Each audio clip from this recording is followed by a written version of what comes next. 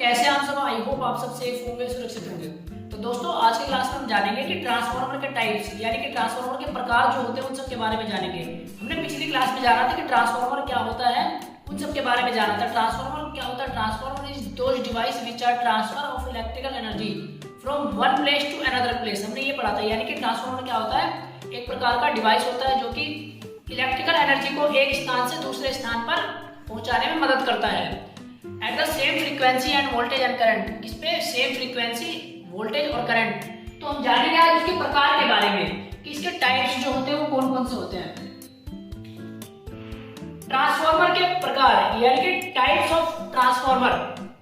Transformer basically अलग अलग भागों में डिवाइड किया गया है। ट्रांसफार्मर तीन भागों में डिवाइड किया गया है। एक तो हो गया शक्ति ट्रांसफार्मर, दूसरा है संयंत्र ट्रांसफार्मर, तीसरा है ऑटो ट्रांसफार्मर। शक्ति ट्रांसफार्मर को इंग्लिश में क्या कहते हैं? Power transformer. क्या कहते हैं? शक्ति ट्रांसफार्मर को इंग्लिश में पावर ट्रांसफार्मर।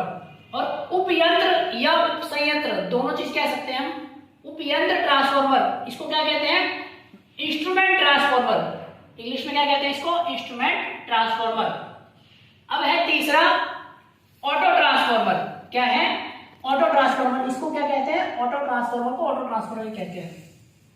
अब जो पावर ट्रांसफार्मर है इसको भी कितने भाग में डिवाइड किया गया है?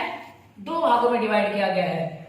एक तो एक फेज ट्रांसफार्मर यानी कि सिंगल फेज ट्रांसफार्मर होता है वो, और दूसरा क्या है? थ्री फेज ट्रांसफार्मर यानी कि थ्री फेज ट्रांसफार्मर।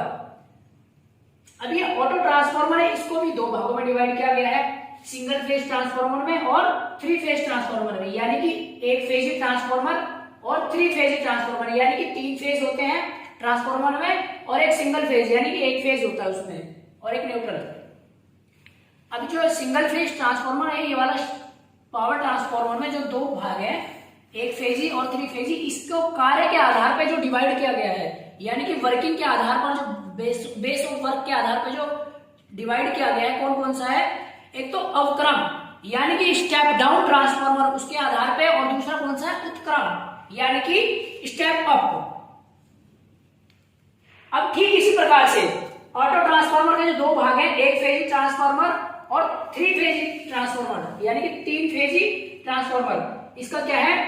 इसको संरचना के आधार पे डिवाइड जो किया गया है, कौन कौन सा है? एक तो कोर टाइप यानी क्रोड प्रारूपी, हिंदी में क्या कहते हैं? कोर टाइप को क्रोड प्रारूपी। और दूसरा कौन सा है? शेल प्रारूपी यानी कि शेल टाइप। तो ये तो है अलग अलग ट्रांसफार्मर के टाइप्स और प्रकार। तो इसके बारे में हम नेक्स्ट क्लास में समझेंगे डिटेलिंग में कि शक्ति ट्रांसफार्मर यानी कि पावर ट्रांसफार्मर क्या होता है, इंस्ट्रूमेंट ट्रांसफार्मर क्या होता है, ऑटो ट्रांसफार्मर क्या होता है, कोर टाइप क्या होता है, शेल टाइप क्या होता है, इन सब के बारे में हम डिटेलिंग में जानेंगे। तो आई होप कि आपको ये क्लास समझ में आया होगा। अगर ऐसी कोई क्वेरीज हो इससे रिलेटेड तो आप मेरे से कमेंट में पूछ सकते हैं। तो थैंक यू सो मच, धन्यवाद।